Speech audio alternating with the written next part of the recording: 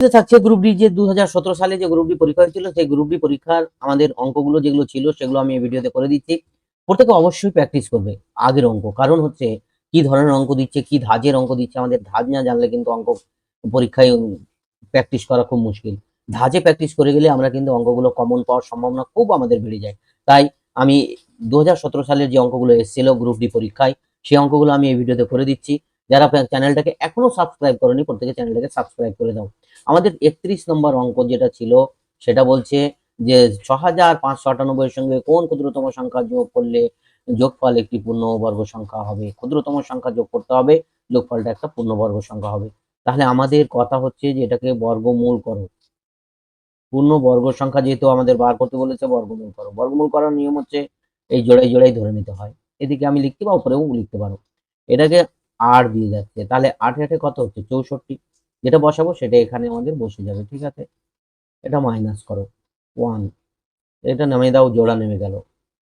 এইবার আমাদের এইখানে 8 দুয়ে, এটা ডবল এখানে চলে আসবে, 8 দুয়ে 16, 8 দুয়ে 16।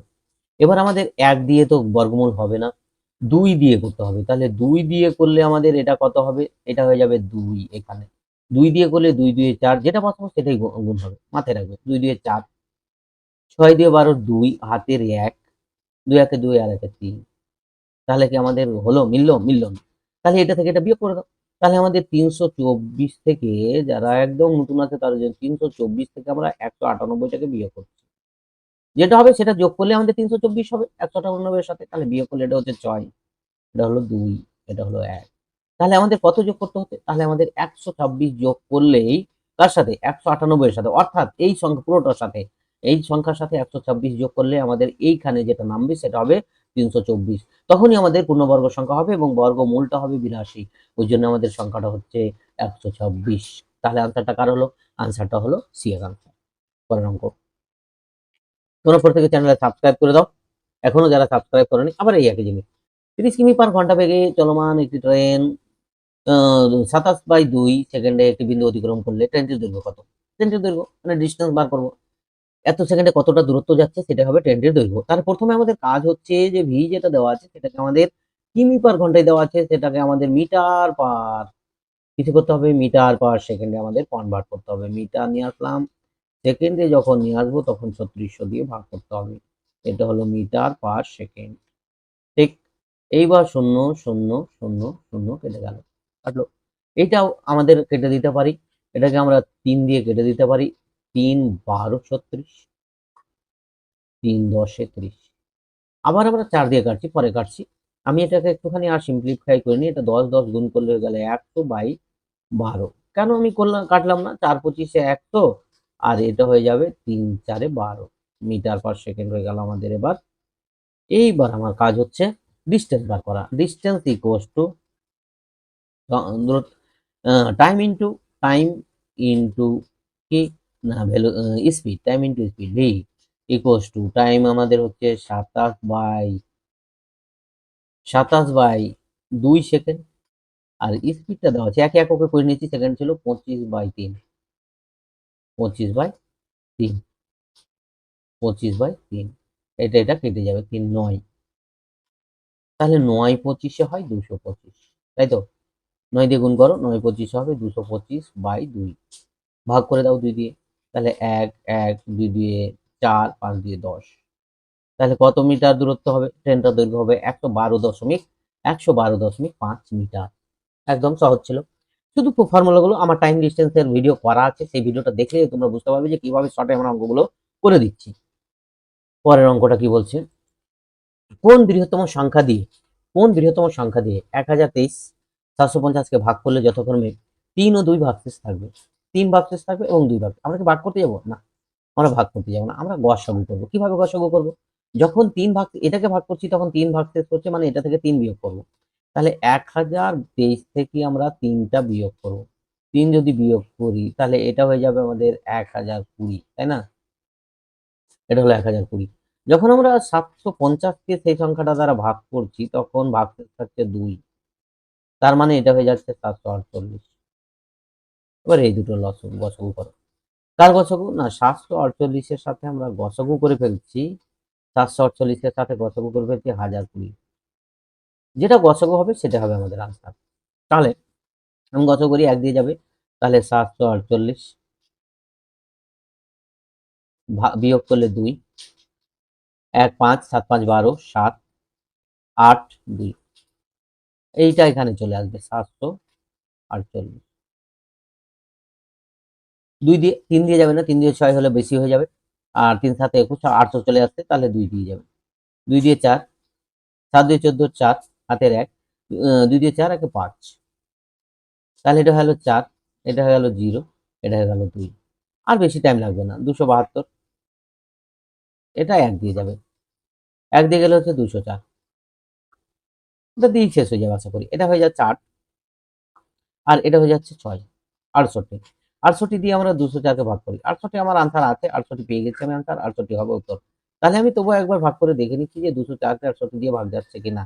এটা 68 দিয়ে গেলে 8 দিয়ে যায়, 8 দিয়ে নয়, কত দিয়ে যাবে, 3 দিয়ে, 3 8 24, 3 দিয়ে যাবে, 3 8 24, হাতে 2, 3 6 দিয়ে 20, তাহলে আমাদের হয়ে গেল, তাহলে কত গসাগু হয়ে গেল, গসাগু হলো 68, তাহলে 68 হচ্ছে আমাদের আনসার। পরের অঙ্কটা দেখো কি রকম বলছে, 2 থেকে 12 এর মধ্যে মৌলিক সংখ্যাগুলির যোগফল হলো। 2 থেকে 12 এর মধ্যে, তাহলে 2 থেকে 12 এর মধ্যে মৌলিক সংখ্যাগুলো কি কি হবে, 2 থেকে 12 পর্যন্ত। 2 থেকে 12 এর মধ্যে, তাহলে 2 হচ্ছে একটা মৌলিক সংখ্যা, 3 হচ্ছে একটা মৌলিক সংখ্যা, তাহলে যোগ দিয়ে লিখছি 3 যোগ 4 হবে না, 5 হচ্ছে একটা মৌলিক সংখ্যা, যেগুলোকে সেই সংখ্যা এবং 1 দ্বারা ভাগ করা যায়। 7 হচ্ছে একটা মৌলিক সংখ্যা, 8 হবে না, 9 হবে না, 10 হবে না, 11 হবে। তাহলে আমরা এটিকে যোগ করে নেব। এটিকে যোগ করলে আমাদের কত হবে, আমাদের 2 আর 2 5, 2 আর 3 5, 5 5 10, 10 আর 7 17, 17 আর 11 28, 28 হবে আমাদের আনসার। ঠিক আছে, তাহলে 2 থেকে শুরু করছি, কিন্তু 2 থেকে 12 এর মধ্যে মানে আগে, 2 থেকে 12 এর মধ্যে, তাহলে 2 থেকে আমি শুরু করেছি, ওই জন্য 2 থেকে শুরু করে দিয়েছি। 2 থেকে 12 এর মধ্যে লসাগু, মৌলিক সংখ্যাগুলোর যোগফল হলো। পরের অঙ্কটা কি বলছে, কিছু কিছু অঙ্ক তো একটু থাকবে জটিল আকারে, সে নিয়ে আমাদের ভয় করার কিছু নেই। এই অঙ্কটা কোথা থেকে চলে এসছে,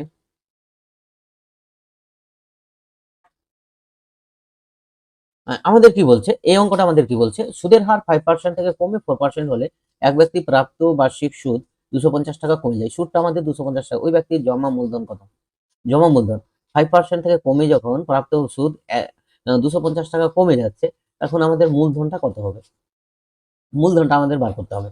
তাহলে আমরা যদি মূলধন বার করি, তাহলে আমাদের কত টাকা মূলধন হবে, 250 টাকা কমছে, তাহলে কত থেকে কত কমছে, এখান থেকে যদি আমরা 5% থেকে আমরা 5% থেকে আমরা যদি 4% বাদ দিয়ে দিই, তাহলে আমাদের কমছে কত পার্সেন্ট, 1%।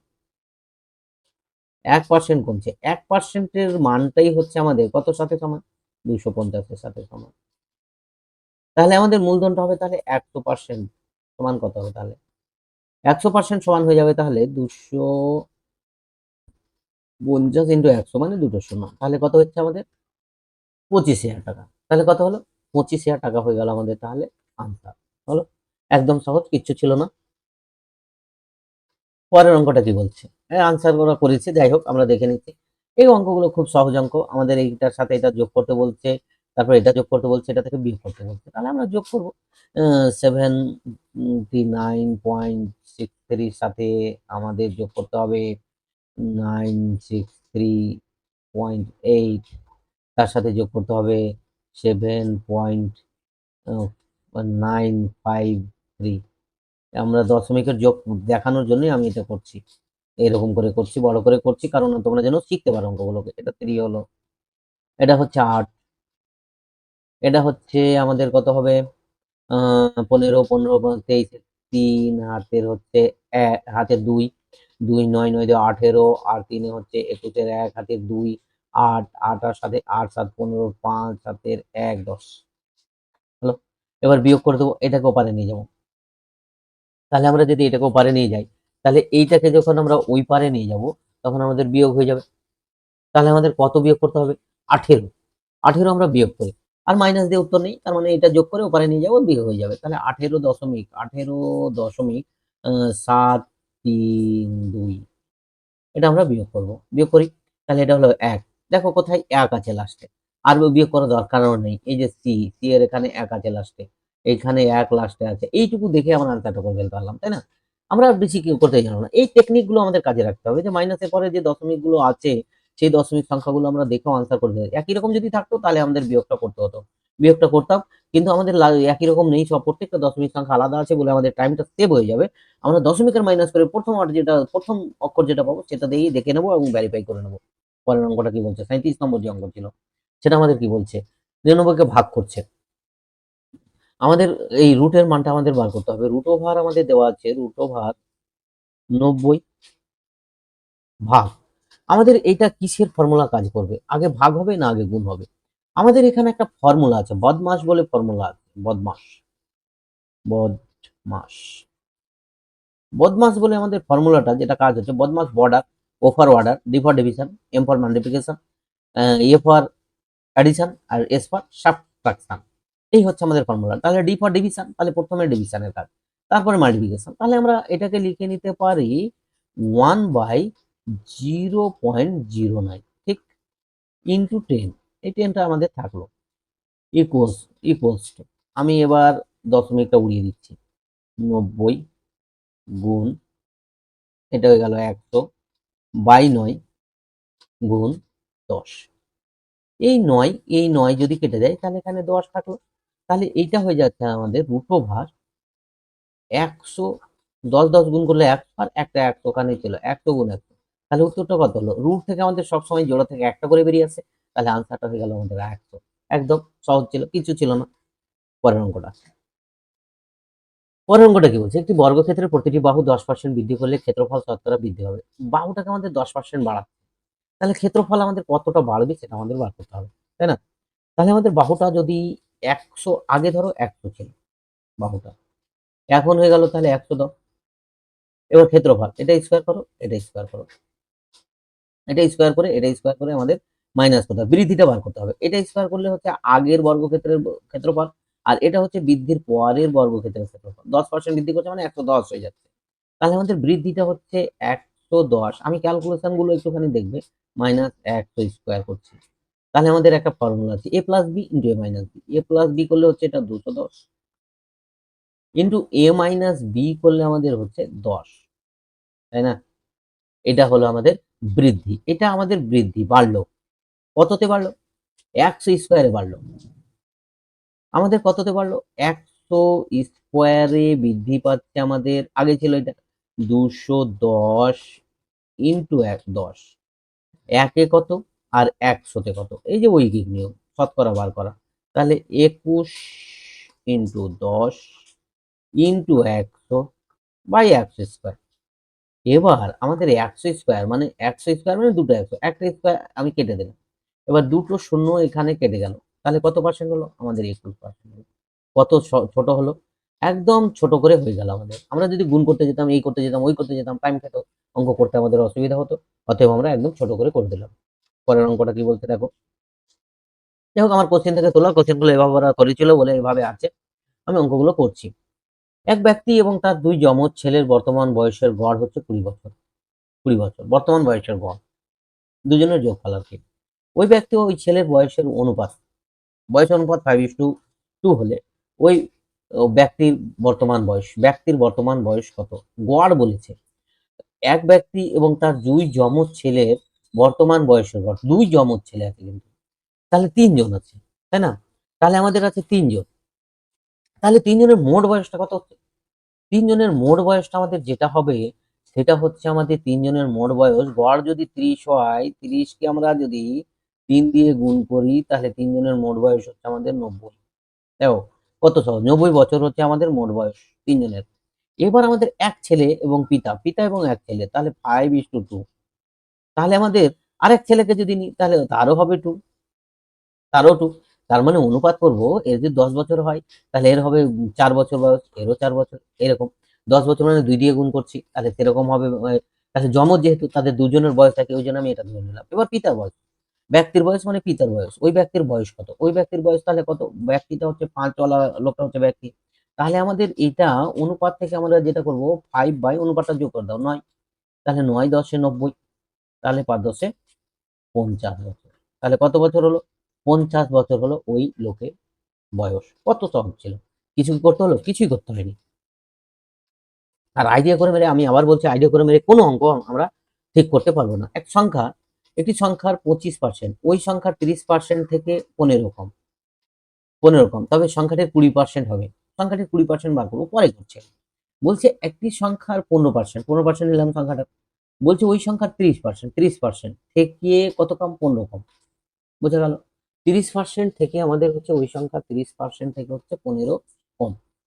25% আর 30% থেকে আমাদের হচ্ছে 15 কম। আশা করি বোঝা গেল। তাহলে আমাদের ডিফারেন্সটা হচ্ছে 5%। ডিফারেন্সটা কত হলো? 5%। এই যে 5%টাই হচ্ছে আমাদের কম, 15 এর সাথে সমান। আশা করি বোঝা গেল। তাহলে 1% সমান কত হবে? আর 20% সমান কত হবে? তাহলে 1% মানে হচ্ছে 15/5, আর 20 মানে হচ্ছে 20 গুণ হয়ে গেল 1 এ। তাহলে এটা হয়ে যাচ্ছে আমাদের কত? 3/5 15, আর এটা হয়ে গেল কত? তাহলে 3 20 60। তাহলে 60। সংখ্যাটি হয়ে গেল কত? তাহলে সংখ্যাটির 20% হবে 60। কত সহজ! কিছুই ছিল না, শুধু একটুখানি টেকনিক অ্যাপ্লাই করলেই আমাদের হয়ে যায়। অঙ্কগুলো ধরতে হবে, পড়ে পড়ে আমাদের অঙ্কগুলোকে ধরতে হবে। এত সংখ্যাটিতে 4 এর স্থানীয় মান ও অভিহিত মানের গুণফল হলো স্থানীয় মান এবং অভিহিত মান। 4 এর 4টা কোন জায়গায় আছে দেখো। সংখ্যাটিতে 4 এর স্থানীয় মান এবং অভিহিত মান। অভিহিত মান হচ্ছে ফেস ভ্যালু। ফেস ভ্যালুটা হচ্ছে 4। 4 এর ফেস ভ্যালু হচ্ছে 4, এবং 4 এর যে সংখ্যাটির স্থানীয় মান হচ্ছে 4000। 4000 স্থানীয় মান, সে দুটোর গুণ বার করতে বলেছে। 4 দিয়ে 4 4 16। তাহলে কত হলো? 16,000। তাহলে আনসারটা হলো 16,000। ঠিক। স্থানীয় মান এবং অভিহিত মান। অভিহিত মান মাথায় রাখবে, ফেস ভ্যালু, আর একটা হচ্ছে প্লেস ভ্যালু। স্থানীয় মান হচ্ছে প্লেস ভ্যালু, আর অভিহিত মান হচ্ছে ফেস ভ্যালু। এবার দুটোর গুণ করে নিলাম, তাহলে হয়ে গেল। পরের একটা অঙ্ক দিয়েছে 42 নম্বরে, একটি খুঁটির এত অংশ লাল, এত অংশ সাদা, এত অংশ নীল, একের 4 অংশ কালো এবং একের বেগুনি এবং 8 অংশ হলুদ, বাকি অংশ সবুজ রং করা আছে। সবুজ রঙের অংশের দৈর্ঘ্য এত মিটার হলে খুঁটিটির দৈর্ঘ্য কত? এইটা কিন্তু আমাদের কিছু করার নেই। খুঁটির টোটাল দৈর্ঘ্য এক অংশ ধরে নিয়ে টোটাল যোগ করে দেবো। কোনটা টোটাল যোগ করবো? আমরা 1 এর 10, একটুখানি তাড়াতাড়ি যোগ করার চেষ্টা করবো। 1 এর 10 যোগ 1 এর 20 যোগ 1 এর 30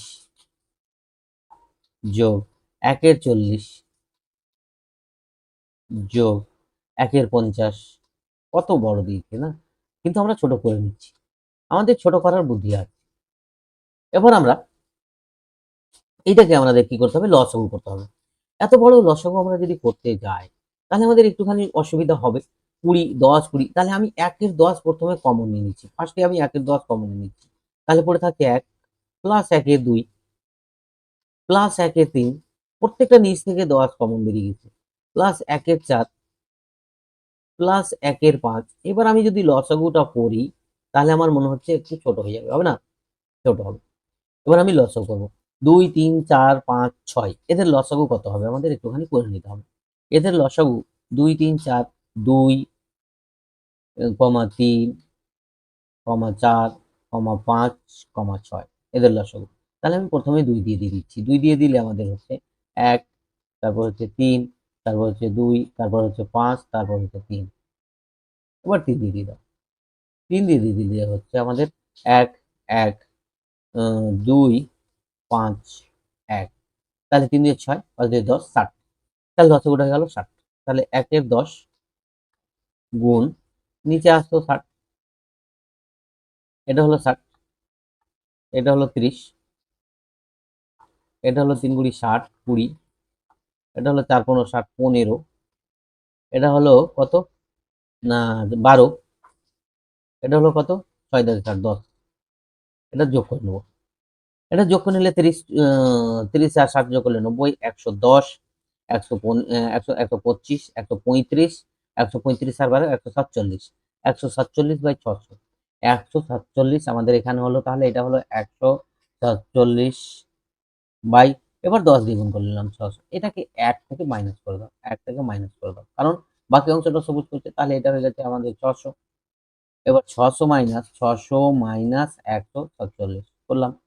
এটা একটু বড় অঙ্ক, ভয়ের কিছু নেই। 147 মাইনাস করলে এটা হয়ে যাচ্ছে যেটা, সেটা হয়ে যাবে 453, 453। এবার 453/600, এইটাই হচ্ছে আমাদের এই যে অংশটা, এই অংশটা সমান সমান হচ্ছে এত মিটার। তাহলে এক অংশ সমান কত হবে? এটা বার করে নেবো। তাহলে এত অংশ সমান যদি হয়, এই অংশ সমান যদি হয় এত মিটার, তাহলে এক অংশ সমান কত? এক করলে গেলে আমাদের ভাগ করতে হয়।